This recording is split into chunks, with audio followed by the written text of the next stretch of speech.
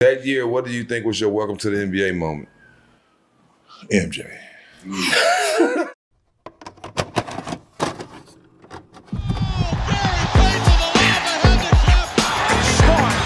Hey guys, this is Dominique Wilkins. Hey, this is Sean Kemp. This is Gary Payton. Hey, this is Pau Gasol. NBA fans, what's up? This is Vince Carter here. Hey, what's up? This is Matt Barnes. If you're an old school NBA fan like I am, make sure you check out the Basketball Time Machine with my man Sean David.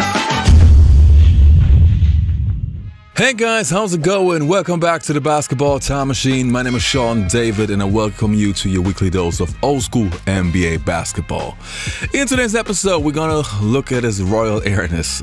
I love that. I got that from Space Jam. Anyway, about Michael Jordan, we're gonna take a look at more NBA legends talking about Michael Jordan and how great he was, and I found a lot of new clips, so I'm very sure you guys are gonna enjoy it. But before we start, leave a like, subscribe to the channel, and I would say, let's get right into it.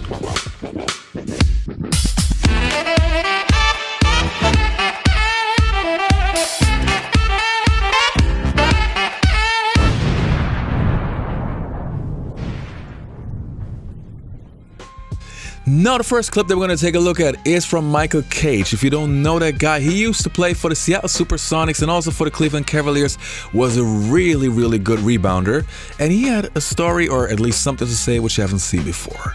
Let's take a look. Jordan moment? You know, good question. Here's my Jordan moment. Maybe he wasn't Jordan to everyone else, but I played with Michael Jordan on the national team, 1983 Pan Am Games. We won the gold medal down in Caracas, Venezuela.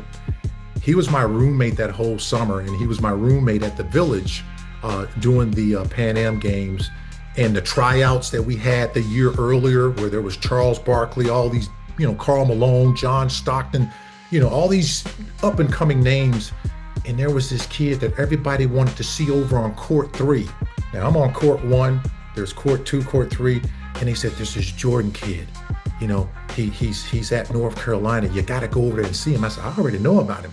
But I'm like going, after my game is over, I'm going over to court 3 and see this guy.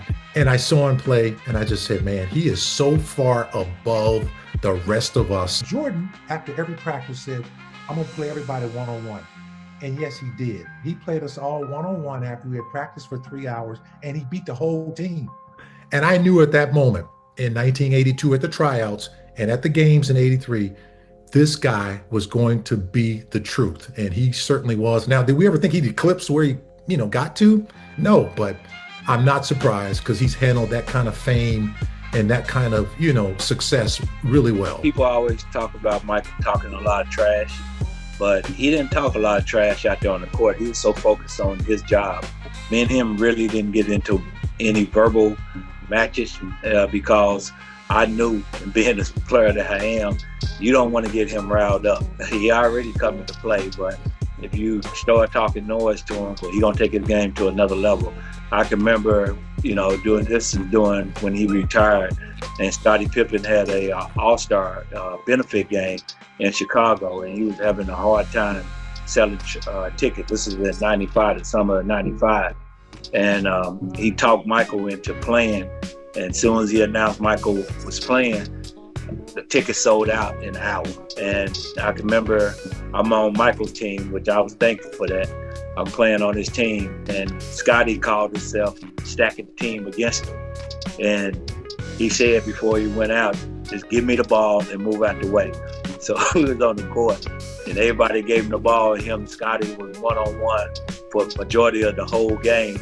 And he lit Scottie up for like 55, 60 points. He's been playing baseball. He stepped out on the court, and he told Scottie, "Don't you ever blank stack the team against me again." But that's, you get to witness his greatness. That's what made him great. Is it really true he never knew what the score of the game was? Well, I think he knew what the score was, but he made a conscious effort to always treat the game as if the game was always 0-0. It was such a unique perspective because Michael Jordan always wanted to play that possession, and he was trapped like in that moment. I mean, who goes out and you're up 20 and you're still playing the game if the score was tied? But he did that. He would also bait young players into asking. The young guys, we had a thing in Chicago called silly fines. If we were up big, we would ask ask the younger players, the rookies, what's the score of the game? And of course, the rookie would look up and he'd tell the score of the game, and that was a silly fine. So he wanted to make sure that everyone else was engaged into the game as well. Your legendary pickup game with MJ, man. How was that playing ball with the GOAT? It was incredible. It was incredible because I'm from New York, so pickup basketball is what we just take it serious. So that's all I know, is to work hard. So MJ, I idolize MJ. I got Defensive Player of the Year, and that's his number.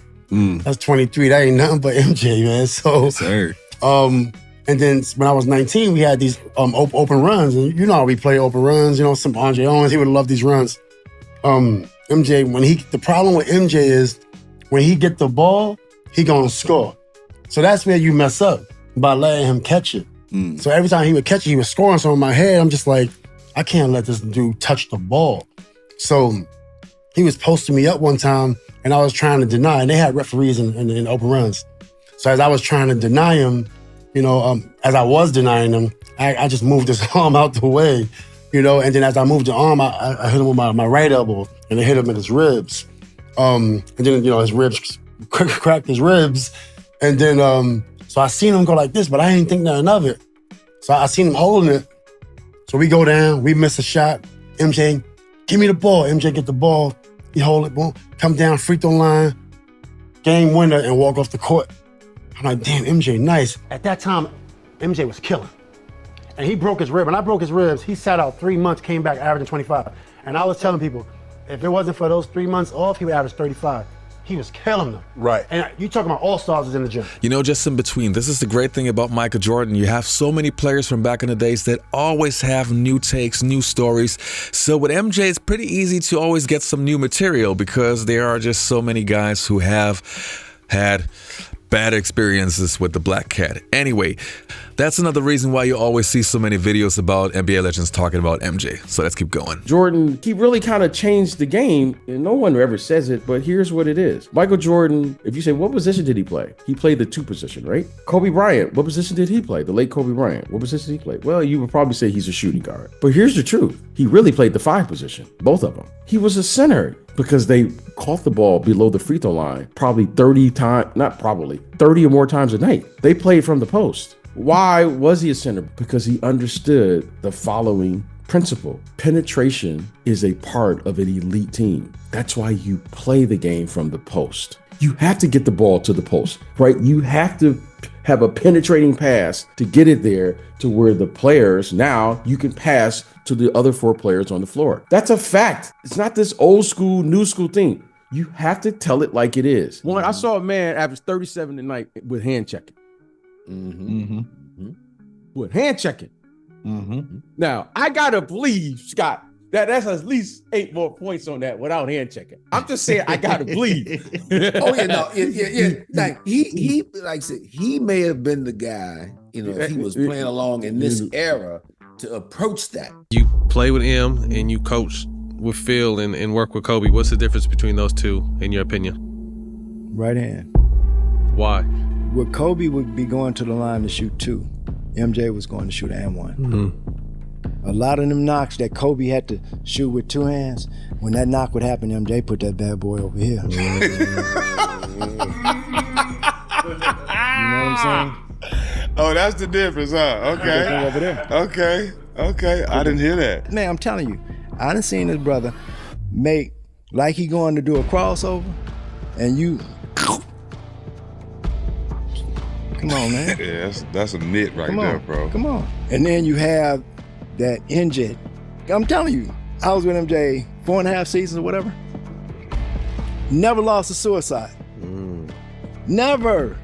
Never lost a suicide. Never. It's crazy. Never. No. For me personally, it is just so much fun to put these Jordan stories together because as a fan, I also like to see these type of videos, especially when it comes to clips that I haven't seen, but also enjoy the classic clips. I don't know why it never gets boring to me. And for me, I would love to hear some more stories from players who hardly go on television or on YouTube. There are so many guys where I know that they have had some great experiences, or for us as fans at least, but they never share their story. So I hope I get those guys to talk about it in the future. Anyway, you guys, that was it for today's episode. You have a good day. Take care and goodbye.